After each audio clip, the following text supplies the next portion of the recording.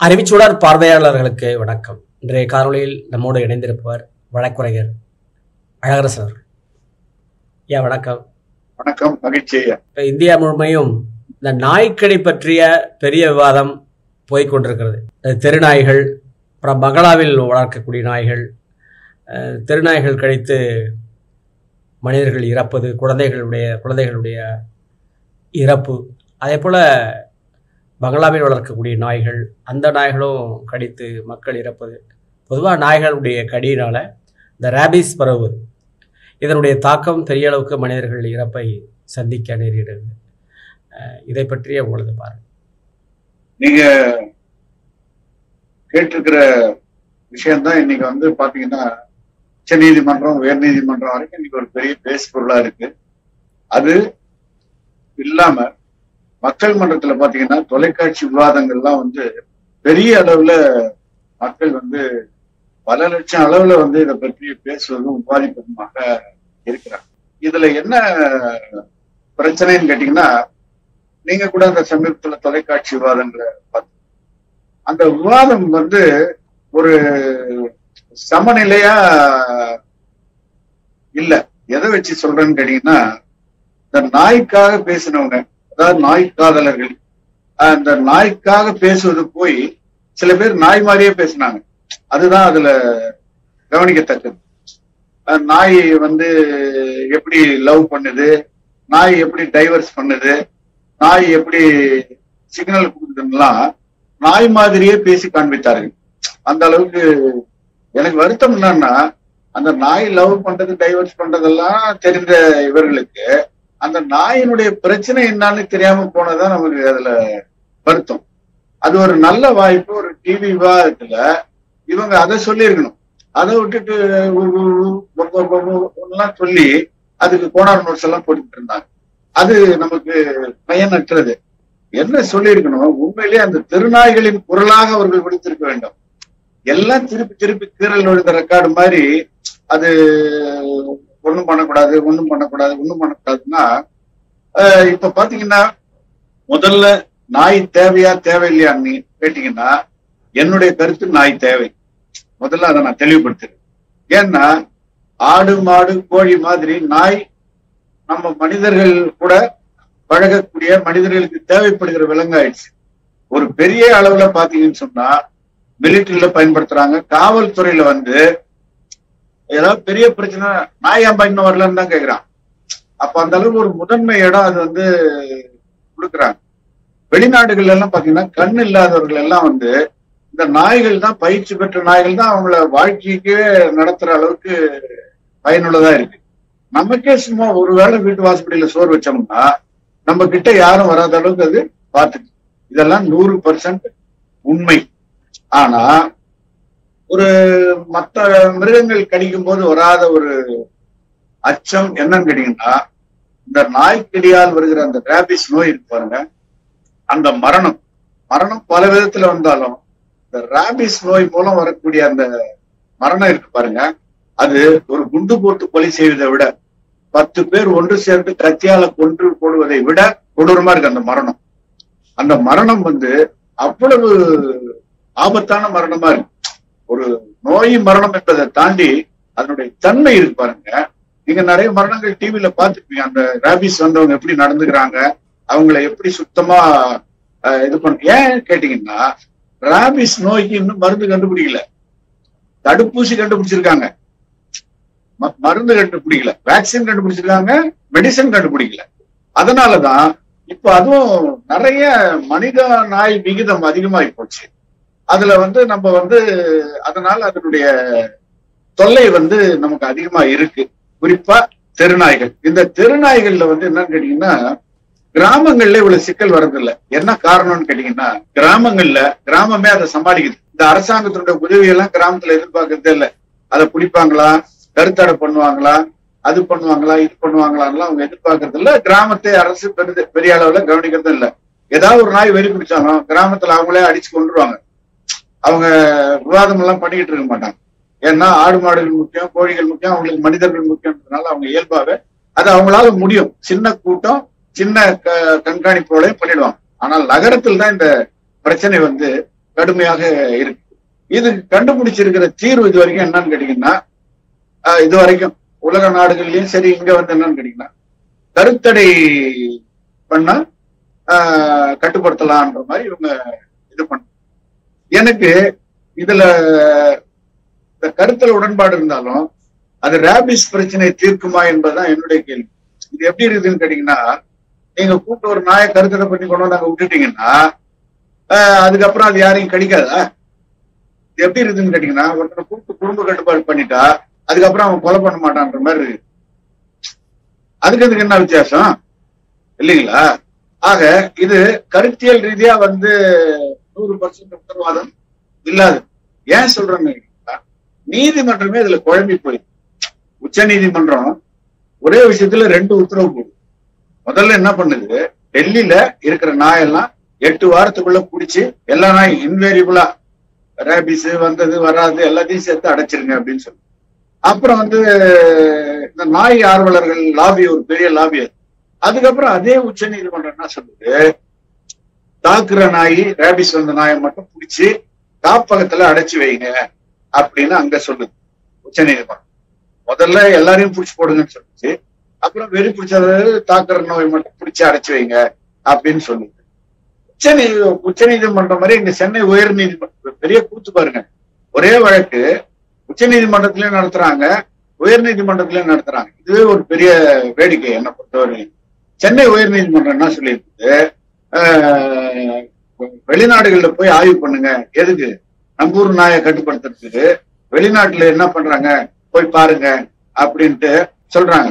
இன்னும் கொஞ்ச நாள்ல சில நாய்களையே கூட அனுப்பி சொன்னாலும் சொல்லுவாங்களா என்னன்னு தெரியல, போய் பார்த்துட்டு வாங்க அந்த நாட்டு நாயெல்லாம் எப்படி நடந்துக்குது, நீங்க அப்படி இருக்கிறீங்க அப்படின்னு சொல்லி கேட்டாலும் கேட்கக்கூடும். என்ன சொல்றீங்க?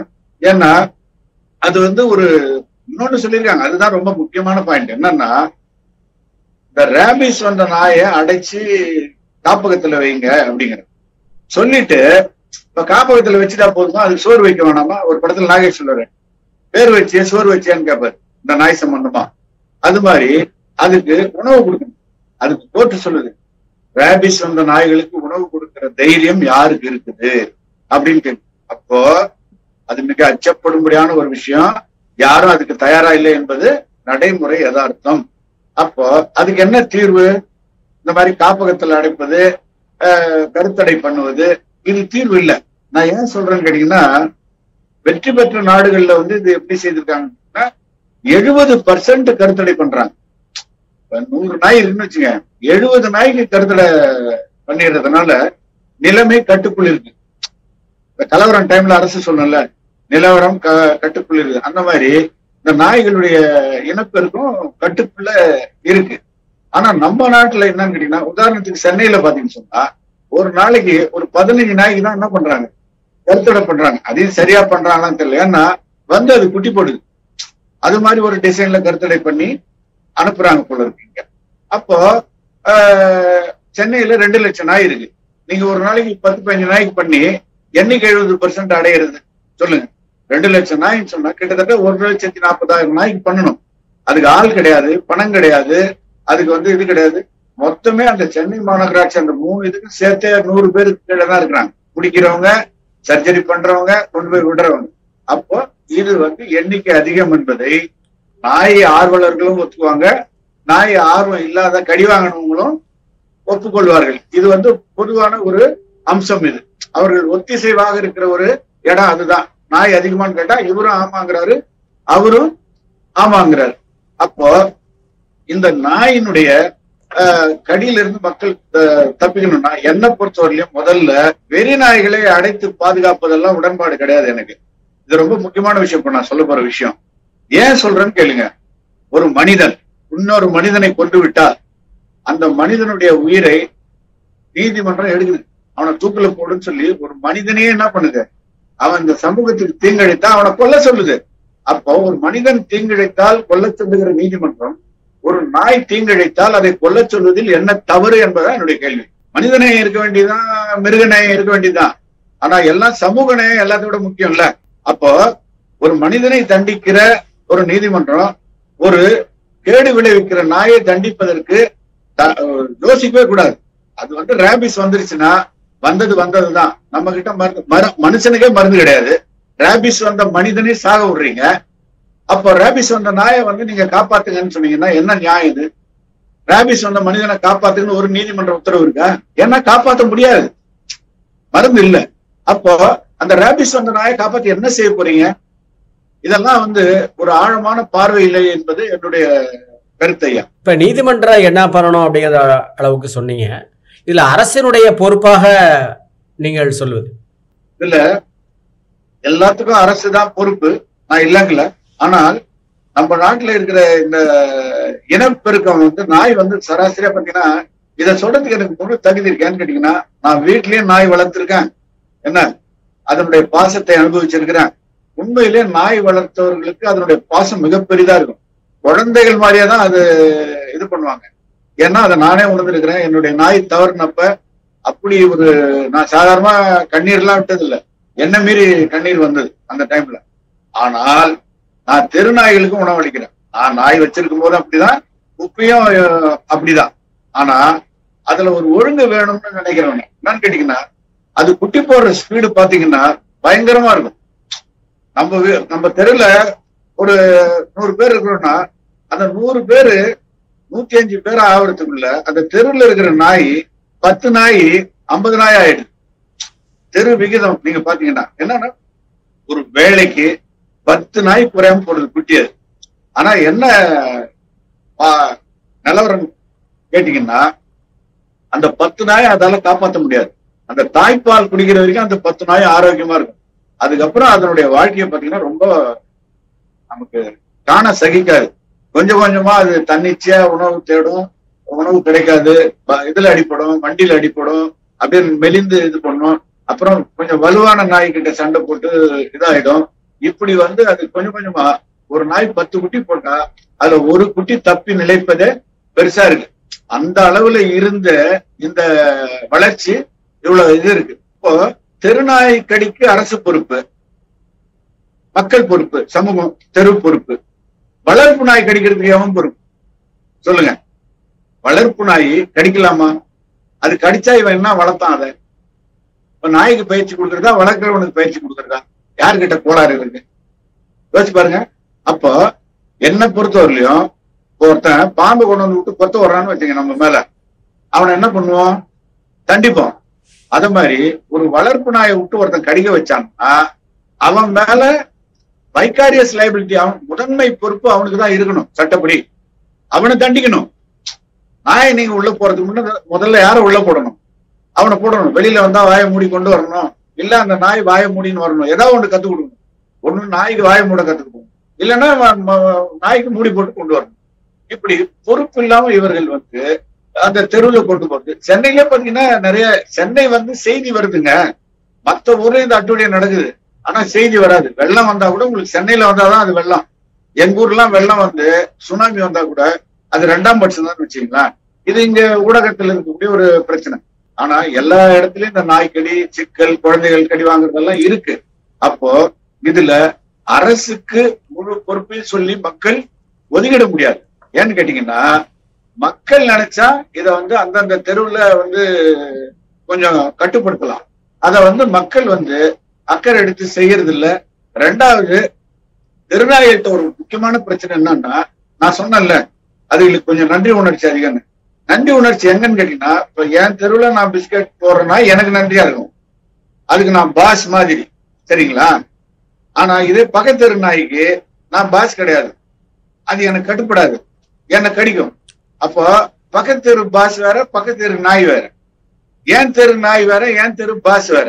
அப்போ இது மாதிரி அந்த டெரிட்டோரியல் ப்ராப்ளம், என்ன இந்த ஓனர்ஷிப் ப்ராப்ளம் எல்லாம் அது அதுக்கு அதெல்லாம் தெரியாது. அப்போ இது அந்தந்த தெருகாரன் அந்தந்த நாய்க்கு ஒழுங்கா வச்சு இது பண்ணான்னா போகாது. 2வது, அரசு சொல்ற மாதிரி இந்த கருத்தடையெல்லாம் செய்யறதுக்கு வாய்ப்பே கிடையாது. ஏன்னா 6 கோடி நாய் இருக்கான் இந்தியாவுல. ஒரு நாளைக்கு 10,000 கடி, என்னது ஒரு நாளைக்கு 10,000 பேரை கடிக்குது நாய். இவங்க அது வளர்ற ஸ்பீடு, கடிக்கிற ஸ்பீடுக்கு அரசு கிட்ட என்ன இல்ல, ஆட்கள் இல்ல. அது உண்மைதானே? அந்த மாதிரி இருக்கிறதுனால இதுல மக்கள், குறிப்பா இந்த நாய் காதலர்கள் இருக்காங்க பாருங்க, அவங்க இதுல பொறுப்பு எடுத்துக்கணும். ஏன் நான் சொல்றேன்னு கேட்டீங்கன்னா, இப்ப கோர்ட்டுக்கு வழக்கு போட தெரியுது இல்ல, நாயை வந்து அது பண்ணக்கூடாது இது பண்ணக்கூடாதுன்னு சொல்ல தெரியுது இல்ல. இனிமேல் என்ன பண்ணும், இப்ப இந்த ரேபிஸ் வந்த நாயை காப்பாற்ற சொல்றீங்க இல்ல, என்னால ஏத்துக்க முடியலைங்க. அது நீதிமன்றம் சொன்னாலும் சரி, யார் சொன்னாலும் சரி, இது உலகமாக அட்டுழியாது. ரேபிஸ் வந்த மனிதனை காப்பாற்ற முடியாத நாட்டுல ரேபிஸ் வந்த நாயை காப்பாத்தி என்ன பண்ண போறீங்க நீங்க சொல்லுங்க? இதுக்கு பதில் இருக்கா யாருக்கிட்டையாது? அப்ப என்ன பண்ணுங்க, நீங்க அப்படி அந்த ரேபிஸ் வந்த நாயை காப்பாற்றணும்னு நினைச்சீங்கன்னா, இந்த மிருக ஆர்வலர் வழக்கு போடுறான்ல, ஆளுக்கு ஒரு 20 ரேபிஸ் நாயை கொடுத்து அனுப்புங்க. அவன் கொஞ்சட்டும் கொலாவட்டும் இல்ல கூட்டு போய் அதை வீட்டுக்குள்ள விட்டு வீட்டு வெளியில இருக்கட்டும், அதெல்லாம் அவன் சௌகரியம். இப்ப இதுக்கு தீர்வாக எதை சொல்லலாம்? நான் தீர்வாக இந்த பிரச்சனை இன்னும் நிறைய இருக்கு, எல்லாருக்கும் தெரிந்த பிரச்சனை தான், இது தினம் சந்திக்கிற பிரச்சனை தான். இதுக்கு தீர்வு என்ன அப்படின்னு கேட்டீங்கன்னா, உடனடியா தீர்வுனாக்கா எதை பண்ணாலும் ஒரே நாள்ல தீர்க்க முடியாத ஒரு பிரச்சனை. அந்த யதார்த்தத்தை நம்ம உணரணும். ஏன்னு கேட்டீங்கன்னா, பெருக்கம் ஆயிப்போச்சு, இதாயிப்போச்சு. இன்னையில இருந்து என்னன்னா, நாளைக்கே நீதிமன்றம் என்ன பண்ணணும், வயதான நோய் வந்த நாய்கள், தாக்குற தன்மை கொண்ட நாய்கள், போற வரவனெல்லாம் தெருத்துற நாய்கள், அதுல எத்தனை பேர் கை கால் உடையும், இந்த மாதிரி நாய்கள், அதே மாதிரி ராபிஸ் வந்த நாய்கள், இத உடனடியா நாளைக்கே கொண்டுடணும். என்னை பொறுத்தவரையிலும் நாய்க்கு உணவளிக்கிற நாய் வளர்த்த நானே உணர்ந்து சொல்லுகிறேன். ஏன்னா சொந்த வளர்ப்பு நாயவே அது முடியல இது வந்துருச்சுன்னு சொன்னா வளர்க்கிறவங்களே அதை வந்து கருணை கொலை செய்து விடுகிறார். நான் நிறைய பேரை பார்த்திருக்கேன். அது மாதிரி அதுல உடனடியா ஒரு முடிவு எடுக்கணும் அரசும் நீதிமன்றம். சும்மா சாத்தியம் இல்லாத உத்தரவுகள் எல்லாம் வந்து போட்டுட்டு சோரே வைக்க முடியாதுன்னு சொல்லும் போது அப்புறம் எப்படி அந்த நாயை காப்பாற்ற முடியும்? அதை நீதிமன்றங்கள் மறுபரிசீலனை செய்ய வேண்டும். 2வது, மக்கள் அந்த நாய்களுக்கு உணவளிக்கிறத குறைந்தபட்சம் சண்டை இல்லாம கொஞ்சம் பகிர்ந்து அளித்தாலே அதுங்க வந்து ஒருத்தரை கடிச்சிக்காது, அதுக்கு ரத்தம் வராது, அதுக்கு ரேபிஸ் வராது, அதுக்கு நோய் தொற்றாது. இதெல்லாம் வந்து 3வது, கருத்தடை என்பது பெரிய அளவுல நிதி ஒதுக்கி செய்ய வேண்டியது. அதுக்கு நம்ம நாட்டுல பணம் எவ்வளவு இருக்கோ அதை செய்யணும். அதே மாதிரி இந்த நாய் காதலர்கள்லாம் ஆளுக்கு ஒரு தெருநாயை வீட்டுக்கு எடுத்துட்டு போனாங்கன்னு வச்சுங்களேன், இது ஒரு வாரத்துல இந்த பிரச்சனை தீர்ந்துடும். இன்னைக்கு யாரெல்லாம், ஆனா எவனுமே தெருநாய இது பண்றது இல்லைங்க. தெருநாய் எப்படி பழகிது, அதுக்கு அர்த்தம் போனார் நோட்ஸ் எல்லாம் போடுறான். ஆனா அந்த தெருநாயை கூட்டிட்டு போறதுக்கு தயாரா இல்ல. என்னன்னா அது கௌரவம் வந்துடும். இங்க நாய்க்கு நியாயம் பேசுற ஆட்கள் முதல் ஆளா அவன் தானே தெருநாய் எடுத்துட்டு போனோம், எடுத்துட்டு போறது கிடையாது. சும்மா எங்கேயோ ஒரு ஆள் 2 பேர் எடுப்பானே தவிர இவர்கள் மொத்தமும் இந்த நாயை ஆளுக்கு ஒரு நாய் எடுத்தாலே 2 நாய் எடுத்தாலே இந்த பிரச்சனை பெருமளவுல ஒரு வாரத்துக்குள்ள கட்டுக்கு வந்துடும். கோர்ட்ல தங்களுடைய செல்வாக்கை பயன்படுத்திட்டு ஏழை எளிய மக்களுடைய, நடுத்தர மக்களுடைய, நகரத்தில் இருக்கக்கூடிய, வீதிகளில் வசிக்கக்கூடிய குழந்தைகளின் உயிரோடு இவர்கள் விளையாடி கொண்டிருக்கிறார்கள். என்ன பொறுத்தவரைக்கும் ஒரு ரேபிஸ் நாய் கூட வெளியே இருக்கக்கூடாது, காப்பகத்திலேயே இருக்கக்கூடாது, அது கொலை செய்யப்பட வேண்டும். அது வந்து இந்த சமூகத்துக்கு தீங்கு விளைவிக்குது என்ற அடிப்படையில அதை கொலை செய்ய வேண்டும். இப்படி செய்தா ஒரு மாதத்துல உங்களுக்கு பெருமளவு எல்லா பிரச்சனையும் குறைஞ்சிடும். அதுக்கப்புறம் அப்படியே மெயின்டைன் பண்ணலாம் என்பது என்னுடைய கருத்து. இதுவரைக்கும் யதார்த்தமான பல்வேறு கருத்துக்களை பகிர்ந்து கொண்டீர்கள். உங்களுக்கு மிக்க நன்றி. ரொம்ப நன்றி ஐயா.